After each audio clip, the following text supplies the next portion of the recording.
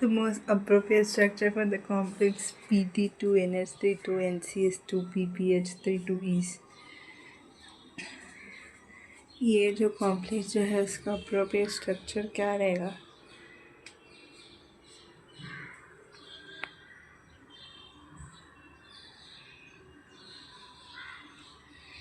तो correct answer 3 है। Platinum NH3PH3 NCS platinum PPH3 NH3 the most appropriate structures. तो platinum में ammonia trace form में है, सो इसीलिए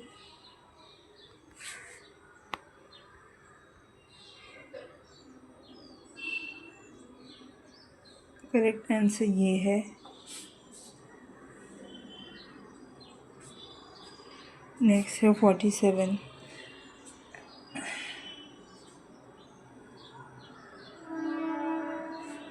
In bis dimethyl glaucine nickel 2 number of nickel oxide and intramolecular hydrogen bond respectively are। सो यहाँ पे अलग अलग बॉन्डिंग ढूंढना है। निकल नाइट्रोजन के बीच में कितना बॉन्ड है, नाइट्रोजन ऑक्सीजन के बीच में कितना बॉन्ड है, इंट्रामोलेकुलर हाइड्रोजन बॉन्ड में कितना है, वो सब ये बिस डायमीथाइल ग्लाइकोसाइड में निकल 2 से ढूंढना है। 37 का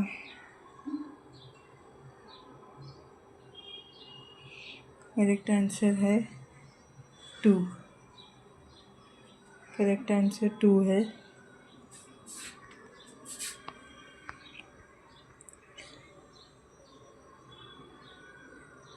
सो यहाँ पे करेक्ट आंसर 2 है, मतलब निकल और नाइट्रोजन के बीच में 2 बॉन्ड है, निकल ऑक्सीजन के बीच में 2 बॉन्ड है, और इंट्रामोलेकुलर हाइड्रोजन बॉन्ड के बीच में भी 2 बॉन्ड है।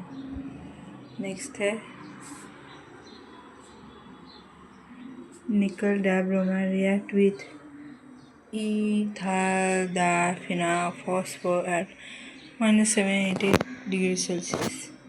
Carbon disulfide give red compound A, which upon standing room temperature turn green to give compound B of the same formula। So यहाँ पे रूम टेम्परेचर में ये कंपाउंड ए ग्रीन कलर देता है, कंपाउंड बी सेम फॉर्मूला रहता है। The measured magnetic moment of A and B are. तो जो ए और बी का मैग्नेटिक मोमेंट है वो रहेगा, ए का मैग्नेटिक मोमेंट 0 है, बी का मैग्नेटिक मोमेंट 3.2 बोहर मैग्नेट्रॉन है। So the geometry of A and B are, तो ज्योमेट्री ए और बी क्या होगा?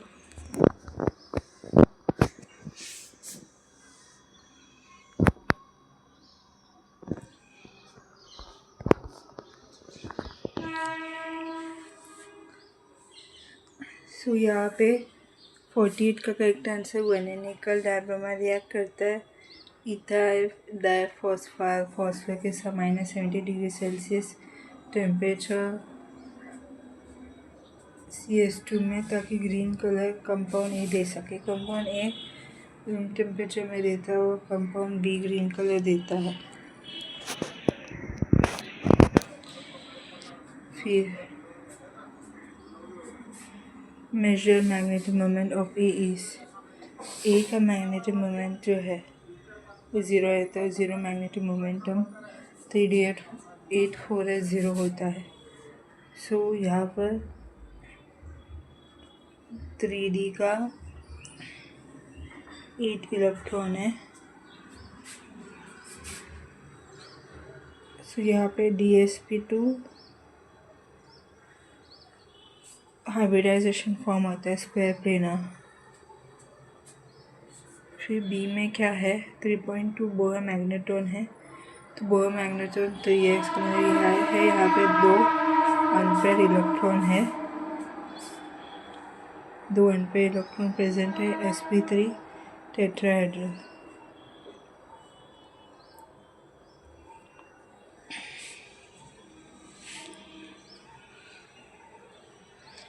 1 2 3 4 5 6 7 8। सो sp3 टेट्राहेड्रल है। जो करेक्ट आंसर है 48 का, 48 का आंसर है 1, which is square planar and tetrahedral. So nickel dibromide जो है वो स्क्वायर प्लेनर रहता है और वो कंपाउंड ए देता है ग्रीन कलर। फिर बाद में ये कंपाउंड बी,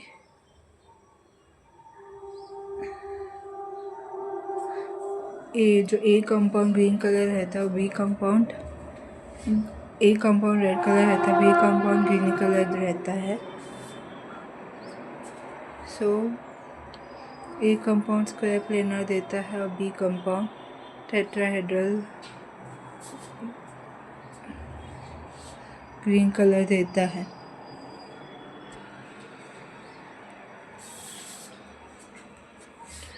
फोर्टी नाइन।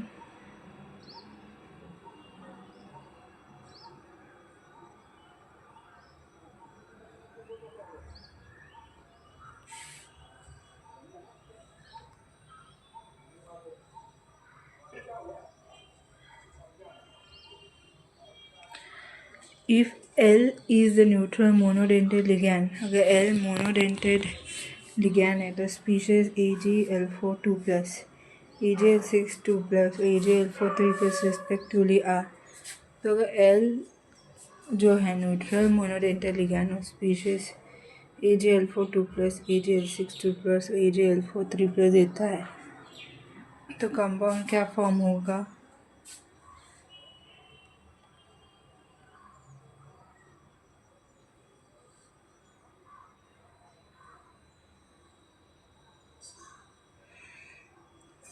यहाँ पे Ag2+,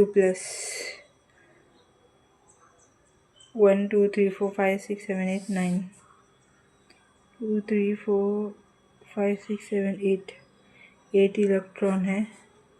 फिर यहाँ पे Ag2+,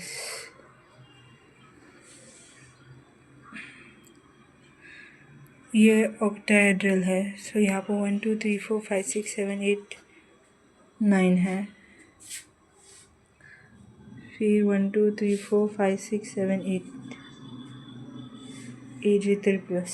सो यहाँ पर unpaired electron can show paramagnetism. So paramagnetic, paramagnetic, diamagnetic. तो Ag2+ जो टेट्राहेड्रल है वो पैरामैग्नेटिक रहता है क्योंकि वो एक अनपेयर इलेक्ट्रॉन दिखाता है। फिर यही Ag2+ जो ऑक्टाहेड्रल में रहता है तो वापस अनपेयर इलेक्ट्रॉन पैरामैग्नेटिक दिखाता है। लेकिन जब Ag3+ रहता है ऑक्टाहेड्रल तो ये 8 इलेक्ट्रॉन दिखाता है और इधर एक भी अनपेयर इलेक्ट्रॉन है तो ये डायमैग्नेटिक है। तो 49 का आंसर है 1।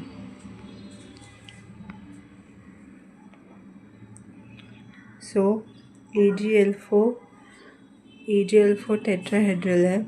यहाँ पे 9 इलेक्ट्रॉन्स थे, उसमें से एक अनपेयर इलेक्ट्रॉन था तो पैरामैग्नेटिक। AgL6 टेट्राहेड्रल है तो यहाँ पे 9 इलेक्ट्रॉन था, एक अनपेयर इलेक्ट्रॉन था तो पैरामैग्नेटिक। यहाँ पे AgL4 3+ है, मतलब टेट्राहेड्रल है और सिल्वर 3+ है तो यहाँ पे 9 इलेक्ट्रॉन नहीं है, अब 8 इलेक्ट्रॉन है तो ये डायमैग्नेटिक है। Correct answer is 1।